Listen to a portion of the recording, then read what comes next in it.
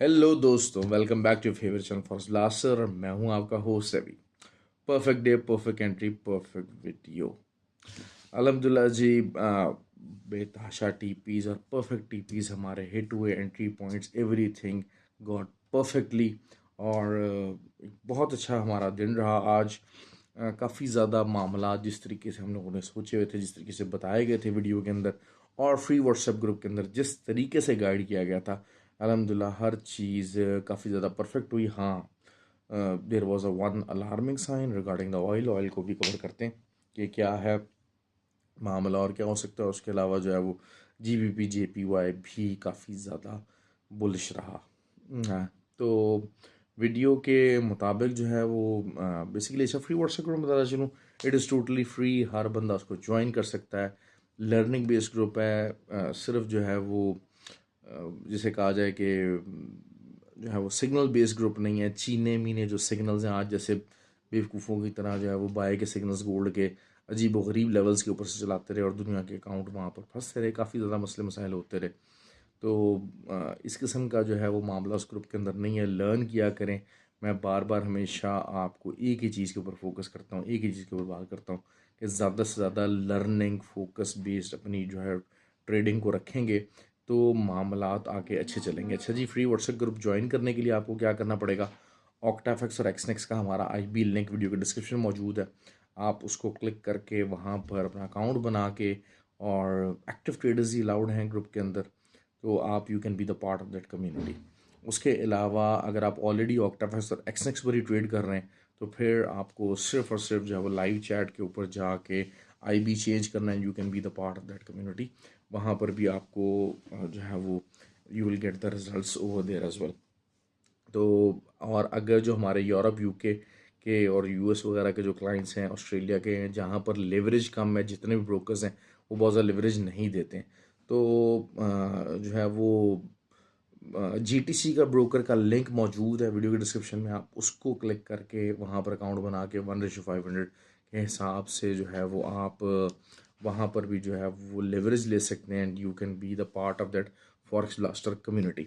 आज जो है वो क्लासेस भी हुई फॉरेक्स ब्लास्टर एकेडमी के अंदर। I try to give my best कि आपको ट्रेडिंग और ट्रेनिंग एकेडमी का भी जो है वो सिनेरियो पता लगता रहे, और काफ़ी ज़्यादा कोर्सेज हम लोग वहाँ पर ऑफ़र कर रहे हैं।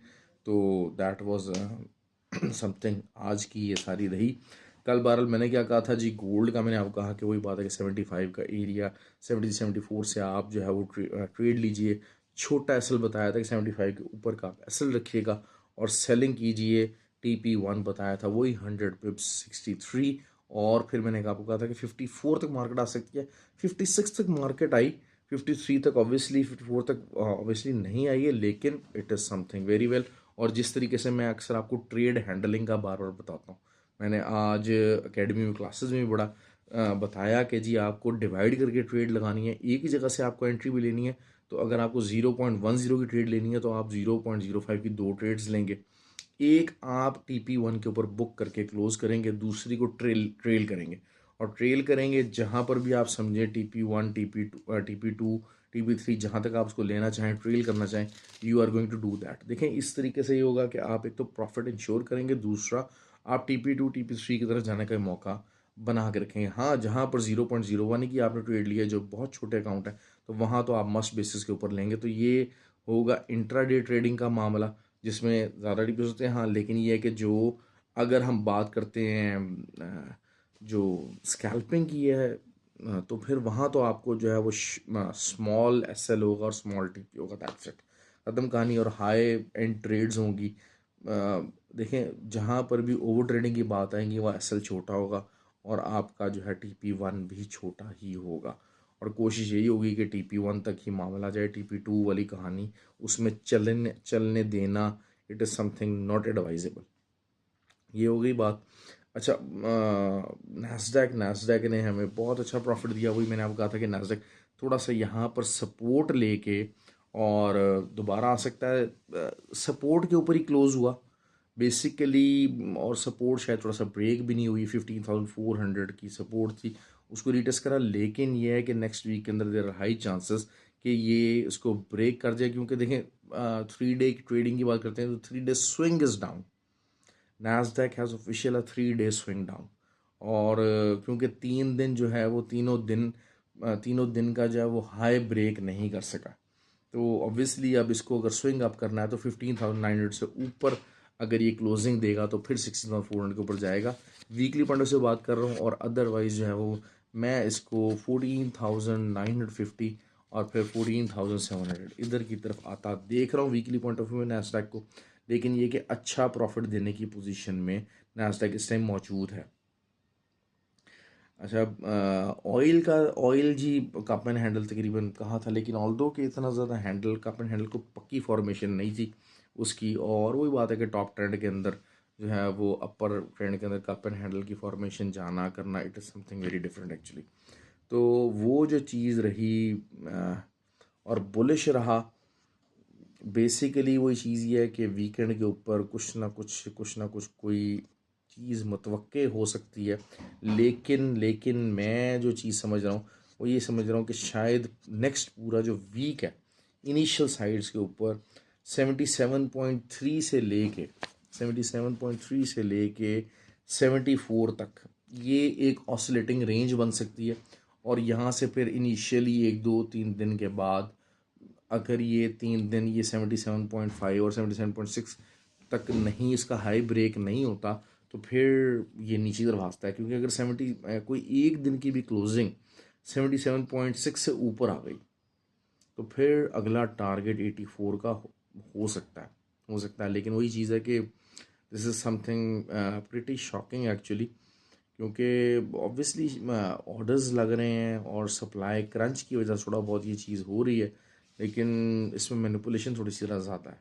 मैं यही चीज़ को समझ रहा हूँ कि इसमें एक्चुअल डिमांड सप्लाई के बजाय थोड़ी सी मैनिपुलेशन फैक्टर थोड़ा सा ज़्यादा आ गया और जो प्ले हो रहा है। लेकिन बहरहाल नेक्स्ट वीक की रेंजेस मैंने आपको बता दी हैं इसकी ऑयल की कि ऑयल के अंदर क्या हो सकता है। अच्छा, फंडामेंटल्स की बात करेंगे तो बहुत ही इंपॉर्टेंट वीक है। और वो वीक क्या है बेसिकली, वीक है जी CPI, इसका इंटरेस्ट रेट डिसीजन का। 26 तारीख को जो है वो इंटरेस्ट रेट डिसीजन है। हाई चांसेस है 0.25% इंटरेस्ट रेट इंक्रीज होगा। अच्छा, उसकी वजह से क्या हो सकता है, असर आ सकता है। पर्टिकुलरली गोल्ड की बात कर लेते हैं। गोल्ड पहले दो दिन बेरिश क्लोजिंग दे सकता है, और बेरिश कहाँ तक आ सकता है 1935, और फिर शायद आई थिंक के 1922 तक का एरिया जो है ना वो बेरिश आ सकता है। गोल्ड के अंदर है थोड़ा सा पोटेंशियल, ये चीज़ नज़र आ रही है। अभी भी बेरिश क्लोजिंग की साइड के ऊपर ही है मामला। तो लेकिन जो 26 का डे होगा उस दिन क्या हो सकता है, उस दिन सिंपल सी चीज़ यही है कि इंटरेस्ट रेट इंक्रीज होगा, नीचे का विक जाएगा, रिटेलर सेलिंग में बैठेंगे, and gold can go kaboom into the buying session.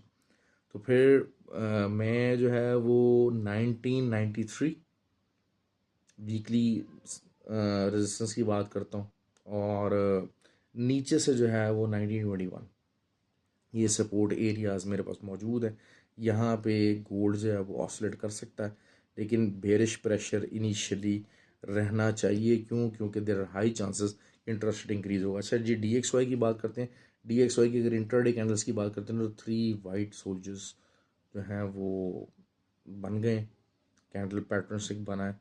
तो लेकिन यह है कि अपनी हाई रेजिस्टेंस पे मौजूद है DXY, हाई रेजिस्टेंस मौजूद है। तो अगर इसका ब्रेकआउट होता है तो फिर DXY हैज़ द पोटेंशियल, जिसके चांसेस लग रहे हैं कि वो इंटरेस्ट रेट इंक्रीज होना है। तो DXY जो है it can go up to the level of 103.5, ये वाला एरिया नज़र आ रहा है। लेकिन अभी आज की जो क्लोजिंग है DXY की वो बिल्कुल रेजिस्टेंस के नीचे है, रेजिस्टेंस के ऊपर नहीं है। लेकिन नीचे से जो है वो वही बात है कि एक मोमेंटम तो आया है, लेकिन उस मोमेंटम ने रेजिस्टेंस के नीचे ही ऑसिलेट किया।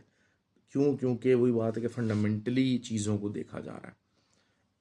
अच्छा जी, GBP JPY वही चीज़ है कि GBP JPY ने काफ़ी ज़्यादा बुलिश मोमेंटम मारा। JPY जो है वो एक्स्ट्राऑर्डिनरीली काफ़ी ज़्यादा डाउन रहा, और उसकी वजह ये होता है कि अक्सर जो है वो जो होता है ना बॉन्ड्स बॉन्ड्स यील्ड्स का जो डाटा होता है वो JPY के ऊपर काफ़ी ज़्यादा हैवीली इम्प्लाई करता है। और यही चीज़ हुई JPY, ऑल्दो कि GBP रिमेन्ड साइडवेज, बेरिश उसमें रहा और साइडवेज मूवमेंट के अंदर ही रहा। तो लेकिन ये हुआ कि JPY ज़्यादा वीक होने की वजह से 182 क्रॉस कर गया। तो that is something where we mislead actually. और हो जाता है, बहरहाल it is all part of the game है। लेकिन ये एक अच्छा एरिया हो सकता है, क्योंकि देखिए मैं आपको बता दूँ, DXY की मूव ख़त्म होगी तो JPY की मूव स्टार्ट हो जाएगी।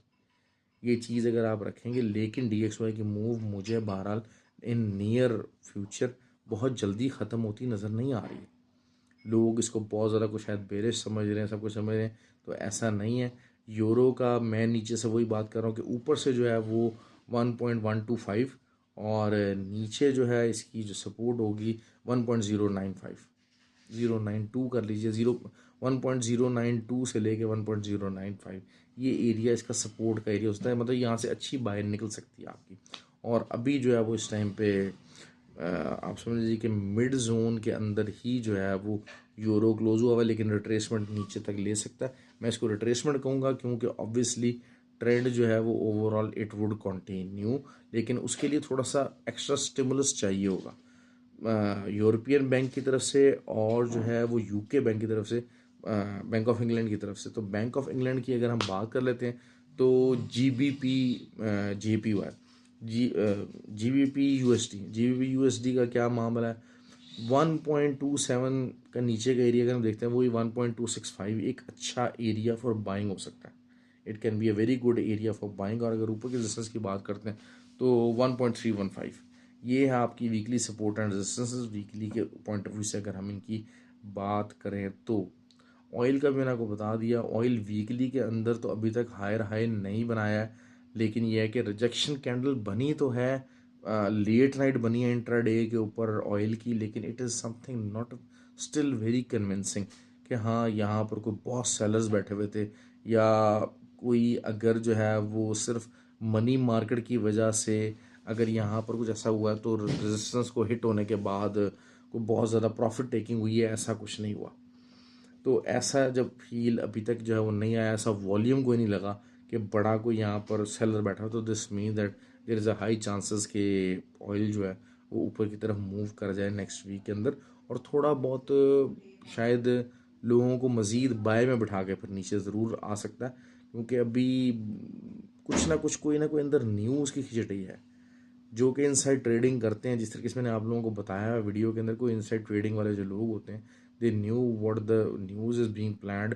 ये नहीं हो सकता कि जनाब जो है ना, ये जो पहले के डिसीजंस हैं, फैसले हैं, ये पहले एक कम्युनिटी के एक ख़ास सेट ऑफ पीपल और एक ख़ास कम्युनिटी को पता ना हो और वो उसके मुताबिक अपने आप को सेटअप ना करें। तो that is something impossible, humanly impossible है। Wherever the humans are involve, this has to be done. अच्छा जी, अब इसके अलावा USD JPY very bullish, actually very bullish. और वही चीज़ है कि लेकिन अपनी हाई रेजिस्टेंस एरियाज में एंटर हो चुका है। यहाँ से एक दफ़ा पहले रिट्रेसमेंट ली है थोड़ा बहुत, अब ऊपर जाके दोबारा से आपको एक अच्छी सेलिंग अपॉर्चुनिटी देगा। देखें रेंज है ना, रेंज वही चल रही है 138 से और ऊपर 144, 144.3 ले लीजिए, 138.6 ले लीजिए, ये वही रेंज है। अगर इस रेंज के अंदर मिलता है, वीकली जो रेंज है, इसको आप लाजमी अप्लाई करने की कोशिश कीजिएगा और लाजमी इसका फ़ायदा उठाने की कोशिश कीजिएगा। तो ये चीज़ें हो गई हमारी, तकरीबन सारी चीज़ें कवर हो गई हैं।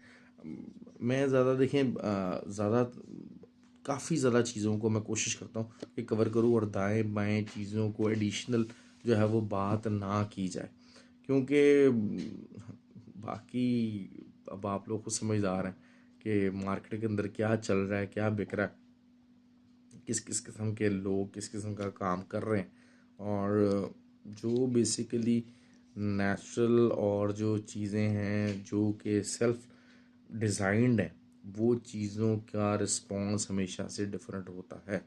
तो आपने अगर आप अपना फील्ड के अंदर अपने लिए बढ़ने के लिए काम करना चाहते हैं, अपने आप को ग्रो करने के लिए काम करना चाहते हैं, तो फोकस ऑन योर एबिलिटीज़ ना। आपको हमेशा अपनी जो स्ट्रेंथ है उसके ऊपर खेलना पड़ेगा, हमेशा हमेशा। मुझे लोग अक्सर कहते हैं कि यार आप जो है वो चार्ट्स के साथ वीडियो शेयर किया कीजिए। भाई चार्ट्स के साथ वीडियो क्या शेयर करें, चार्ट्स के साथ बेतहाशा लोग वीडियोस बना रहे हैं और बड़े अच्छे से काम कर रहे हैं। ऐसी बात नहीं कि जनाब जो है वो कोई अच्छा काम नहीं कर रहे, शायद हमसे बहुत अच्छा काम कर रहे हैं, लेकिन ये कि मेरा वही बात होती है कि प्री डिटर्मिन्ड फोकस होता है फंडामेंटल साइड के ऊपर। और मेरा हमेशा ट्रेड लेने का तरीका क्या होता है कि फंडामेंटल साइड और टेक्निकल साइड जब दोनों मैच करती हैं तो मैं उस तरफ ट्रेड में बैठने की कोशिश करता हूँ।